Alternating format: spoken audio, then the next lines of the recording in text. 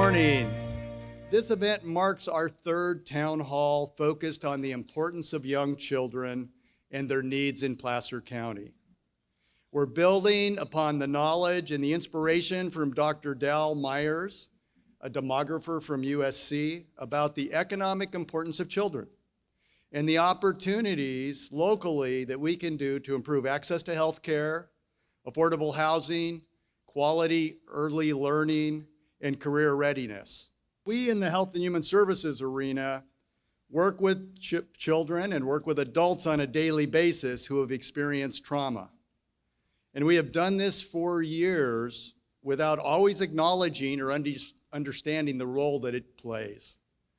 And I have to say, in the last decade, we have come to realize that trauma and adverse childhood experiences have a significant impact and could be the most important controllable factor related to health, substance abuse, and mental health conditions. If we're truly going to make a difference and improve and sustain changes in the lives of the people that we serve, we need to develop both prevention and intervention strategies that acknowledge trauma and effectively address its impacts. I'd like to remind us that the first 5 years of a child's life are fundamentally important. They're critical to the foundation that shape a child's future, mental and emotional health, happiness, growth, development, as well as learning achievements in school. Feeling safe and secure in a family and community environment are critical. Research indicates that nearly 3/4 of children between the ages of 3 and 5 have experienced at least one traumatic event in their young life. So I look at you today and I say, what are we doing in Placer County? I can tell you firsthand that this county is committed to working with and solving this issue. Particularly within our human services area, we are passionate about the need to protect our most vulnerable population, that of our youngest children. We know that children who are raised in abusive or stressful environments grow up to be adults with coping difficulties. We as a community must act, and we must be a voice for the voiceless. It is so vital that we keep our focus on our most precious and vulnerable children in this community. So today I'm really pleased to introduce our keynote speaker, Dr. Robin Karr-Morse, who's a well-known author of Ghost in the Nursery and also the book Scared Sick. Dr. Karr-Morse is an expert on early childhood adversity and its impact on development. Please give Robin a warm welcome from Placer County, Dr. Robin Karr-Morse. It's wonderful to address a group of people whose mission is focused on nurturing and building young human beings from the beginning.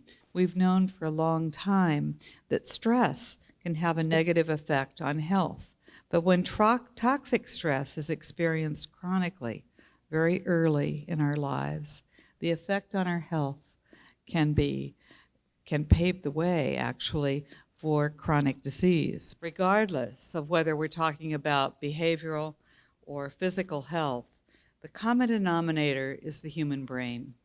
How it's shaped by nature and by nurture.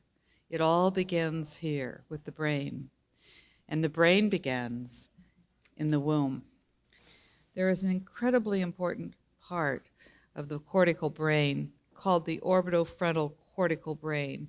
Alan Shore has done a lot of research on this area. He says it's mostly developed in the first year, if not the first 6 months of life. It is the seat of empathy. It's right here between the eyes, obviously back behind the cranium. It's the seat of empathy, of emotional self-regulation, and it is getting that settled and getting that developed is the foundation for complex problem solving. To clearly understand the emotion-disease equation, there are two pieces of emerging research in physiology that we need to know something about. One of these is new information from genetics. Scientists found that in our cells circulating around DNA are proteins that affect how those genes actually are expressed. These processes are called epigenetic, literally above the genome. They occur around DNA while not changing its basic structure. So inside our cells, we have DNA that remains stable. We inherit these dynamic chemical processes, however, that surround and communicate instructions to our genes, like microscopic satellites rapidly responding to their surroundings. Scientists believe that up to 70% of the contribution to a given disease can be epigenetic. Interestingly, not only our own experiences, but those of our parents or even our grandparents with any one of these variables can influence our genetic outcomes. The second piece of physiology that is so key to understanding the trauma-disease connection is the effect of what we call fight or flight on the body. When that response is triggered too often, these hormones can become dysregulated. They set the stage for many diseases that we commonly consider to be genetic. The diseases caused by dysregulation of these two hormones include hypertension, heart disease, COPD, type 2 diabetes and high cholesterol, liver disease, inflammation, and autoimmune diseases like lupus and MS, depression, anxiety, and addiction. What happens is that a life-giving system that is meant to be stimulated and perform quickly in an acute situation gets stimulated over and over and over again, and pretty soon it gets set on high and it doesn't go back to its original state. So trauma can result not just from a single overwhelming experience like child abuse or the death of a parent, but also from an accumulation of a myriad little traumas that are often overlooked. Examples of this include gestating in a highly stressed mommy, prenatal alcohol consumption. Another common source of trauma is inadequate, insensitive, or unpredictable childcare. Positive emotions, love, gratitude, feelings of connection, attachment to people, a sense of achievement or accomplishment. These are healthy and healing experiences that help mitigate against disease. There is so much we can do if we begin at the beginning. Programs and policies like universal home and nurse home visitation. Preventively oriented practices in mental health for all parents are examples that make a huge difference to our nation's health and economy. Building a safety net has never been more important than it is now. I recognize that those of you who are working in First Five and care about First Five are the voices of this message in Placer County. In California, I hope you lead the pack. You're doing a wonderful job. I really believe that your work is the most important work there is, and it's a privilege to be with you. Thank you very much. We have some experts on a panel here. Thank you for being here. Raising healthy children is challenging. It's not easy. This is an issue that's difficult, and there are barriers. There are challenges that we face that exist. How have you experienced this issue in a real way? In the 15 years that I've worked in Placer County, I have seen, unfortunately, hundreds, and I mean hundreds of children in trauma all over the county, from Roseville up to Tahoe, Lincoln, Auburn, Rockland, you name it. And there are hundreds of childcare providers and preschool providers in Placer County.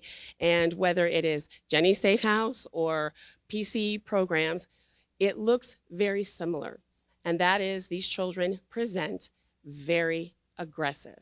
They are bullies. They cannot survive really and connect with their peers. And this, unfortunately, for the kids in trauma is what any child care provider who's been doing it for any amount of time or anyone in preschool can tell you we see every day and all too often. Yeah, in law enforcement, I think one of the most regular things we face is the kind of violence that exists in homes with when we respond to domestic violence calls. And in many, in fact, probably most of those cases, that is not the first time that that kind of violence or that level of violence is being brought to the surface. We see the same thing. Just last year alone, we served almost 450 children, And our numbers are doubling year over year of how many families we're helping, how many children need services. I think if we can all resonate with, many of us, if not most of us, had childhood trauma, but also for those of us who are parents kind of experiencing how tough that is for us, but then looking to maybe other families that don't have all the resources. And here in Placer County, I think that's because of some of our, because many people are well off, sometimes it makes it harder for those families who are struggling to voice that they need help. There are challenges that we face that exist, and you guys have experienced these. Can you help us understand what are those barriers that exist? One space to watch is around substance use, so kind of anecdotal information from our behavioral health providers that while they're seeing a lot more kind of really violent behavior and related to substances, because there's enormous stigma. A stigma associated with mental health and substance use disorders, but also stigma I mentioned about saying, yeah, we need help. It's stressful. It's tough being a parent, especially with children with special needs or with a single parent family. And so how do we communicate that of both saying this is really prevalent and many of our families face some of these challenges, but at the same time, there are pockets where they need extra support. Pediatricians are a natural place to catch a lot of this, but they don't have counselors or emotionally totally capable people in their office, and doctors often don't know how to ask those questions. It's really hard to ask about ACEs, especially a white middle-class mother, to ask about the prevalence of domestic violence or whether or not she's using alcohol or drugs. There are many bureaucratic hoops that you have to jump through in order to access services to be able to get the reimbursement. And while I have to give a shout out to Kids First and Lincoln Lighthouse and Tahoe Family Resource Center, who have been a lifeline for our families in terms of counseling and support, but there is just not enough, they don't have enough resources to serve all the families who are experiencing trauma. So I would say funding for those services is a particular barrier. Something that we have seen is we've had this huge increase in violence and the level of violence, the level of trauma that families are coming to us with, and how many services that they need. Where last year we turned away over 500 people for our safe house. And so where we used to only need about 100 a year, last year we served 329 and turned away 500. So that's 8 times the need that we had in the past. So what we're going to have to work on now is we're going to be expanding our safe house. There's just no other option. As we think about this issue, you guys may be wondering, how can I get involved? And I'd like to ask our experts and think about, what is it? What are some specific ways that we can get involved? There are a million ways that you can help. Just don't walk out of here and forget it. You can get the word out, tell people that trauma really affects not just, the adults who were having this traumatic event, but it affects the brain development of the fetus, of the very young child, how that's developing. And so get out there and make sure that people know about the problem. Write to your policymakers. Think about what you can do. Think about how you can participate, the people that you know, the people you can reach out to and influence, whether it is policy, whether it is funding, and choose to take action. To know things and to be inspired by what we've seen and heard today is one thing, but if we do nothing with it, then we just become indifferent. So today, each of us are at a crossroads really of either choosing to be indifferent or choosing to take action. We need some policymakers to step up and start making some decisions in terms of support, because the need is clearly there. If you are working with children or you see children, tell your stories, because I think awareness is a big part of it. If you see something, say something. And whether it's in your neighborhood, your community, and absolutely pay attention to what's happening in your children's school and childcare. And the younger the children are, volunteer, intervene. Everyone can do something. Prevention at the legal level among judges and legislators, as well as physicians, are critical. It's a tough issue. It's complicated. It takes a lot of people in a community to come together and address raising healthy children in a community. And it really is a hard thing. While we can give our time, talent, and treasures, this is something at the heart of what we believe is important. And we need to emphasize that heart and priority within our community so that we win the children and make them healthy. And that's what we're doing here today. We're asking, how are the children? I wonder if our politicians and other folks often ask that in their meetings, if we might have some different results. But let's make an emphasis to do that, because everyone deserves to feel loved and that they belong in Placer County. Everyone. That's it for today. Thank you.